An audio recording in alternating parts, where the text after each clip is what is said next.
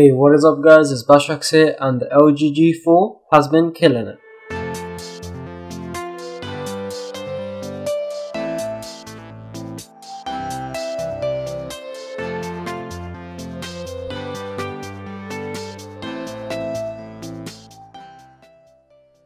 This is LG's big and bright and slightly curved flagship smartphone for 2015. For most phone reviews, is pretty much a combination of the pros and cons of the device.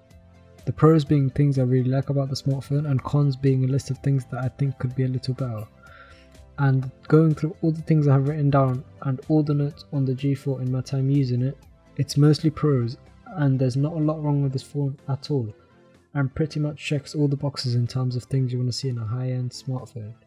You saw it the day it was announced, and it is rocking a 6-core Snapdragon 808 chip, 3GB of RAM, and the rest of the components like the display and the battery and the camera are top of the line too. The rear camera is a 16MP shooter, and the front facing camera is also a whopping 8MP. But let's start with the build sense. This is actually my least favourite part of the phone. It has a 5.5-inch display, so it's kind of a big phone, and it's slightly curved. Not flexible, curved like the LG G Flex 2. And it grew its bezels back from the LG G3, which had the trademarked much thinner bezels. So I'm saying the LG G4 isn't the prettiest phone in the world, but material choices are decent. You get glossy metal sides, and you can get it with a variety of different backs, and the back I have here is the plastic one. LG says this is plastic infused with metal, but I can't tell, so I'm just going to call it plastic. And it has this sort of diamond pattern that you can feel when you rub your hand on it. There's also another back material which is ceramic, which is a bit heavier and a bit smoother, but the same diamond pattern on it. And there's also a bunch of leather ones which look really nice, and although I don't know how durable they are, I still think I would prefer those over those plastic. And either way, even if you don't get the back color you like, you don't need to sell it or return it, because the G4 is part of an endangered species of smartphones. They still have the removable back, so you can remove the back and replace it, or use any of the other ones, or you can switch the removable back and you have access to the removable 3000 mAh battery and a micro SD card slot for expandable storage. Also, LG kept all the buttons on the back of the phone, so there are no buttons on either side. It's clean and nice. And you have some slightly improved, more tactile buttons. I think there's a little bit more separated, and the power, volume up and volume down are really easy to press and easy to get used to.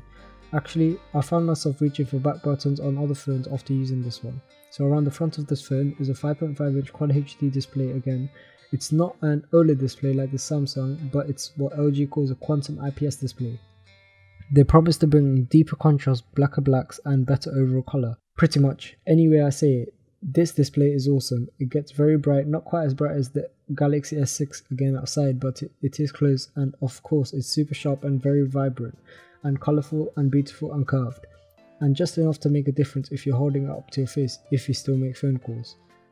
This still might not be the best smartphone. I'm still going to hand that crown to the Samsung Galaxy S6, but the G4 panel provides a fantastic media experience, if only one paired with a bottom rear facing, not that great, easy to cover speaker.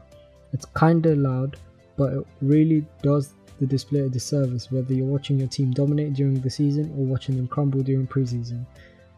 When it actually comes to using this phone is rocking Android 5.1 with LG's UI on top. This software experience is kind of like a refined version of the software experience we had on the G3.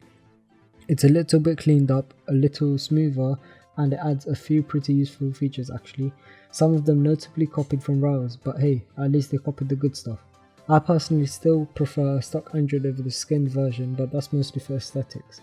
And for a lot of people that matters less, and there are a bunch of neat features in here to make the G4 worth more. So for example, you know about the resizable LG keyboard, which I think is pretty underrated with the G3 last year. So if you had smaller hands, you can shrink the keyboard down to match your hands, and you can make the keyboard bigger. They have also brought in Samsung's dual window feature, and now you can take advantage of that whole 5.5-inch display by multitasking with apps that support this. Again, this isn't something that I use often, but it's still neat to see, even if we've seen it before, and it works pretty well.